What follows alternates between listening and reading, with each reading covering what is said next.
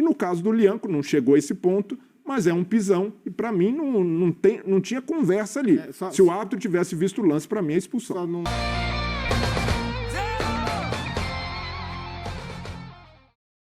Pessoal, o Cruzeiro perdeu por 2-0 no clássico desse domingo aí para o Atlético Mineiro, né? Jogo aí que teve muita polêmica aí, porque teve expulsão do Gabigol, teve o lance polêmico aí do zagueiro Lianco do Atlético, né? Com o Dudu, que deu um pisão ali no Dudu, que foi antes do Gabigol, o VAR não foi acionado, e aí gerou toda aquela polêmica.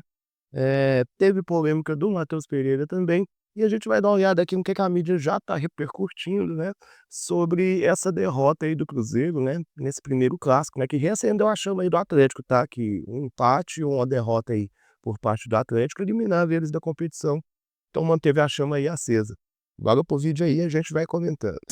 Falando do jogo, o Cruzeiro, nos minutos em que teve 11 contra 11, mostrou que comando de campo ali, torcida a favor, poderia realmente ser mais competitivo, e depois que ficou 10 contra 11, o Atlético foi competente, o Atlético até que vivia esse trauma, né, da final da Libertadores, que jogou praticamente a partida inteira com um a mais e não conseguiu produzir, acabou perdendo para o Botafogo. Dessa vez foi muito mais hábil.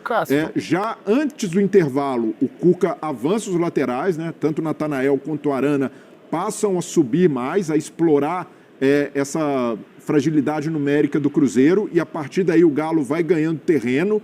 E no segundo tempo, aproveitando que o Júnior Alonso já tinha um cartão amarelo, o Cuca faz uma boa alteração, colocando o Palácios em campo, abre mais o campo, né? Até troca de lado, o Coelho vai para o lado esquerdo, o Palácios pelo lado direito, e com o campo mais aberto. O Scarpa trabalhando com o Rubens por dentro, o Arana também que participava por ali. O Atlético teve muito mais presença no campo ofensivo, consegue marcar com o Hulk, para mim uma bola defensável para o Cássio, acabou aceitando. No final define já num contra-ataque, né, a necessidade do Cruzeiro de partir para cima, mas tem essas duas facetas. Um Cruzeiro bem no primeiro tempo, 11 contra 11, e um Galo que se aproveitou muito bem com soluções táticas, tanto no primeiro tempo quanto no segundo, para pressionar o Cruzeiro, para sair com a vantagem.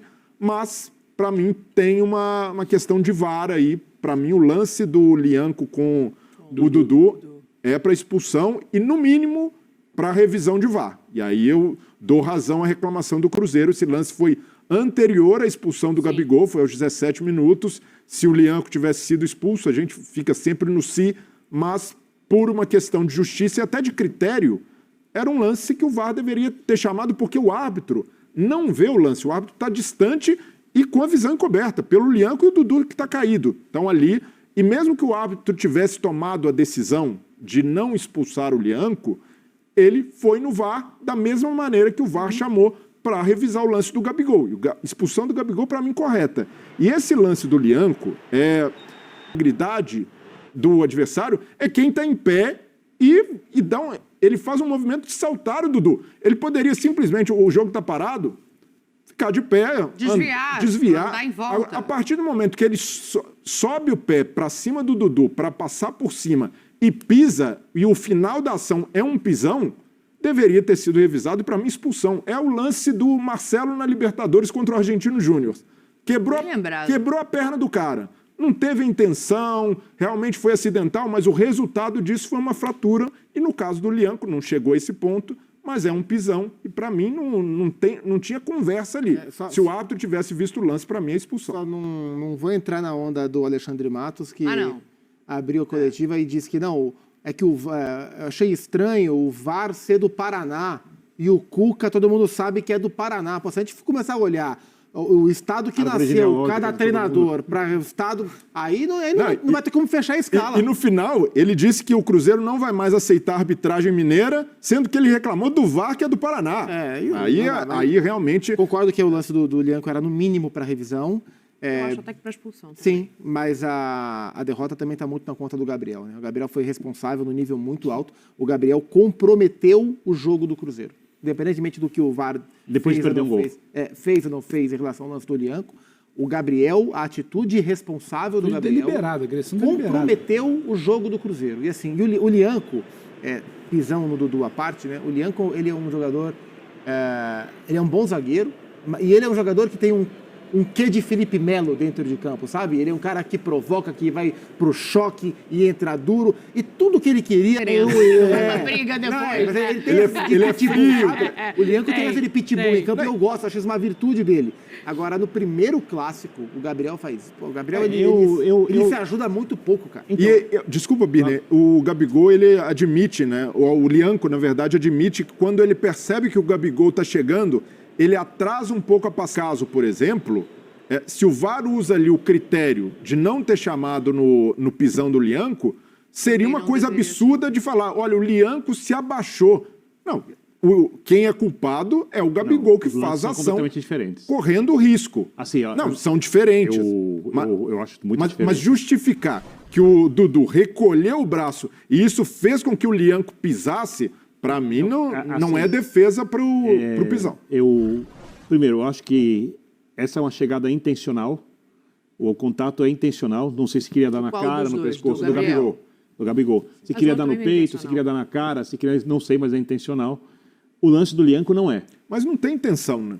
Não, futebol tem. Não, mas na avaliação da arbitragem não pesa a intenção. Depende do lance. Não, mas eu acho que nesse caso, eu concordo com você. Por quê? Exatamente o que vocês disseram. Ele passa por cima do Dudu como uma provocação ali na disputa o tempo inteiro, do jogo mental. Sim. E o Dudu, sem que ele visse, ele não teve intenção, mexe o braço, também não foi de propósito, um movimento natural, e aí pisou. E aí, concordo, era para expulsão.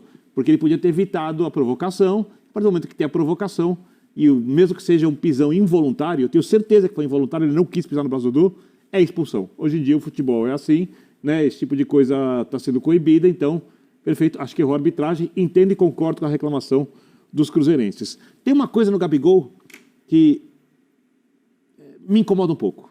O quê? Só uma? E não é nem no Gabigol. Não, é só uma mesmo. Ultimamente o Gabigol tem incomodado muita gente. Mais do que agradado, né? Eu acho que, como o futebol de hoje virou muito algo dos personagens, algumas vezes eu vejo os personagens muito acima dos clubes, eu não estou falando que os personagens não têm que ser destaques, mas eles ainda são dos clubes. A história do Gabigol no Cruzeiro é nula, né? E o Gabigol chega numa situação, mas muito confortável no Cruzeiro. Ele dá a impressão que eu tenho é que está voltando o Nelinho para jogar no Cruzeiro. Dá a impressão que eu tenho que está voltando o Alex. O Neymar que voltou para o Santos. O Neymar... Não é isso. Não é isso. Mas o que te leva a ter essa sensação?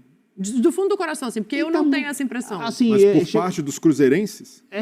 Assim... Um dia eu encontrei o cruzeirense lá no bairro. Quanto que você acha que é o cruzeirense que apanhou bastante nos últimos anos e olhou sua diretoria... tirando um jogador de um grande clube do futebol brasileiro. Um grande ídolo. Eu entendo você... Isso é mais do que eu tô achando que ele vai jogar. É uma coisa mais mexida. A festa e a expectativa, eu acho que são mais do que compreensíveis e positivas. Mas parece que por exemplo, a impressão que eu tenho é que ele ainda não está sendo cobrado. Inveja, né, meu cara? É aquilo que a gente já falou, né? Gabigol no Flamengo, no Palmeiras, né? No Corinthians... Aí é legal. Agora, Gabigol no Cruzeiro é bomba, mau negócio, né? Assim, o dia que eu encontrei o cruzeirense lá no bairro, quanto que você acha? Até porque todos os cruzeirenses gostou, assim, da contratação do Gabigol. A gente precisava de um atacante que resolve, que era uma deficiência que a gente tinha. Mas não tem ninguém endeusando o Gabigol assim também não, cara. Todo mundo que eu conheço aí, é assim, aqui, ó. Se não jogar futebol, é banco. Se não jogar futebol, é banco. Simples assim. O pessoal tá emocionado. Acho que é o cruzeirense que... Nem espero que seja cobrado no nível melhor, porque é início de temporada, porque o time se entrosar, etc. Ainda está no frenesi da chegada do Gabriel para ser o mas já é momento para ser cobrado? Um pouquinho. Para não fazer isso. Não, pontualmente. Pela atitude, né? Quem sabe participar um pouquinho mais da marcação e pressão e saída de bola em alguns momentos. Mas hoje ele já participou mais. Um pouco. É o clássico. Pouco. Então, estádio cheio, quebra recorde de público. Uma loucura. Pode deixar o Atlético fora da fase final. Eu acho que falta mais. Eu acho que está muito personagem e pouco clube. Ainda. E eu acho que o personagem fica grande quando ele joga muito pro clube. Mas acho que isso tem um potencial de mudança grande. Também acho. A partir do instante que começa a trabalhar um técnico que não tem vínculo nenhum com o futebol brasileiro. Perfeito. E que não tem vínculo nenhum com o Gabigol. Perfeito. Com o Gabriel, Tava sentado sim. lá já Vai hoje. ter, exato. O Jardim que hoje foi pro banco de... Eu acho que esse é um fator que pode trazer as coisas mais para onde deveria Traz pra estar. realidade, sai um pouco Porque assim, do lúdico da comemoração porque da o ano chegada do dele. Cruzeiro começou com uma empolgação muito grande e é compreensível que tenha sido assim, embora a análise racional da janela mostre jogadores badaladíssimos e vencedores, mas todos num momento de baixa, mas compreende-se a empolgação pelo contexto do Cruzeiro, pelo reposicionamento de marca, tudo isso é compreensível. Mas a temporada mal começou e a gente já teve. E que impressão que o Gabigol causou, né, pro Leonardo Jardim, que estava lá acompanhando o jogo no Clássico, né? Vai comandar a equipe aí agora junto com o Democrata. O Gabigol já deixa a impressão de cartão vermelho aí, né? Pro técnico novo. Ele não se ajuda, né, cara? Mas dizendo que o que ele queria era ter ido, que ele gosta de estar no Cruzeiro, mas que a intenção dele era ter ido para a Europa no fim do ano. O diretor não Ele fez, pediu tava para no sair coletivo. e a proposta não chegou. Agora o Gabriel E o próprio dando... Dudu, né, que indiretamente, né, tem a desavença com o Palmeiras depois da chegada dele no Cruzeiro, mas indiretamente também tá no... E agora o principal reforço do primeiro clássico oficial dá-lhe uma cotovelada e compromete claramente o desempenho da equipe. E você concorda que ele é o jogador mais personalista desses todos, Sem né? dúvida, sem dúvida. Isso muita obriga a entregar mais em campo, É né, pra muita mim. coisa para pouco tempo. Muita coisa para pouco tempo. Acho que o Leonardo Jardim vai ter Falando em um dos personalista- papéis do Leonardo Jardim vai ser puxar todo mundo para dentro e entender, ó, é daqui para baixo, não é daqui para cima. Aqui ele trabalha. E pode ser personalista. O Cristiano Ronaldo é personalista Falando e, em pelo amor de Deus. personalista, Não, do outro lado também tem um. Tudo, não, do outro lado não, desse mesmo lado. Tudo que você falou aí respinga em trabalho de montagem de clube, de elenco, de tudo. Não Então acho. quem foi hoje para a coletiva também tirar o foco, desviar e falar de VAR, do Paraná, também está precisando ser mais falado. O tal badalado Alexandre Matos de 2015, 2016, ele não faz um bom trabalho há muito tempo. E segue também com uma capa de proteção exageradíssima. Hoje ele foi para lá porque senão ele tem que falar da derrota, do rival, do problema do camisa 10 dele que tá querendo ir para fora, tá dando entrevista para falar isso, sabe? De como é que foi essa montagem, do treinador novo que chegou, do treinador do Tico que saiu, que até agora não foi explicado exatamente por que esperou o tempo para não mandar em dezembro, para mandar depois de 3 jogos. Então, falar de futebol, falar de montagem, falar do trabalho em si, demanda muito, custa muito. Jogar para a galera, que o cara é de Paraná, o Cuca também, traz um capital político mais fácil de quem não está trabalhando bem. Mas, Isso eu acho que também vai ter que ser falado daqui a pouco. mas hoje a reclamação por parte do Cruzeiro era inevitável. Como se reclama? Não, de fato... Você senta lá todo dia para falar de todos os assuntos. Mas nesse caso, se o Cruzeiro também não fala e deixa passar o pisão do Lianco no Dudu, aí a torcida reclamaria com O razão. Cruzeiro tem que Sim. falar porque você está plantando era uma- É o sistema próximo de jogo na garantia, dúvida sistema é o árbitro. próximo. É isso. Informação de garantia. Mas nesse caso Jogo aí, jogado. nesse caso, para mim foi um lance que faltou critério do VAR para chamar e faltou também ali uma questão de bom senso que houve um pisão e foi um lance anterior envolvendo o mesmo personagem. Então a reclamação do Cruzeiro para mim é mais do que No previsível. caso do Cruzeiro, quando você disse se o Alexandre não vai lá e não fala isso, a torcida... No caso do Cruzeiro, a torcida não está na arquibancada só. Não, ela tá na Está na do cadeira lado. presidencial. É. A torcida é o dono do clube. O Pedrinho e tava Exato. lá para apresentar o Exato. Tem esse técnico. cercou de exato. pessoas que, pelo Esse é um menos, outro né, fator em do tese, Cruzeiro. são a parte técnica do negócio. Só pra gente virar um pouco pro lado do Galo, o Galo venceu um jogo importantíssimo, né? Muito, sim. Tinha ali o perigo de não classificar. Ainda tem, né? O risco de não classificar, mas Mínimo, hoje é essa mínimo, vitória né? de 2-0, ela tira um pouco esse risco e eu acho que ela traz um outro lado. É um clássico na casa do rival, é o Hulk mais uma vez, né, fazendo a parte dele. Eu acho ele um jogador personalista, Eu não acho. assim como o Gabriel, mas ele entrega. Tem período de baixa, mas eu acho que ele entrega. Discordamos. Esse era o ponto. Concordamos que ele entrega. Sim, mas acho que tem o lado do Galo pra gente analisar também. O primeiro tempo, quando o Atlético fica com um jogador a mais, o time mostra que ainda precisa treinar muito, precisa de criatividade. O time inoperante. No segundo tempo, o Bruno já falou, atenção das mudanças de posicionamento, das questões que o Cuca fez. Aí o time começou a criar um pouco mais, construir um pouco mais. Eu conversava com alguns atleticanos antes do jogo, né? Eles estavam muito céticos, eu não entendia muito o porquê. Eu não estou tão cético assim em relação à temporada do Atlético Mineiro, não sei se vai ser uma temporada para títulos, mas eu acho que o Atlético contratou alguns bons jogadores, mesmo com a perda do Paulinho. Eu acho que o Atlético tem um time competitivo, tem um técnico ali que historicamente já fez um excelente trabalho, aliás, 2 excelentes trabalhos na equipe. Então, talvez esse resultado seja o que o time precisa para pelo menos ter um pouco mais de paz aí no estadual e o Cuca poder desenvolver o trabalho, o time tem capacidade de ser bem competitivo no ano. Né? E o Hulk, ele joga pro time, né? Ele pode ser personalista...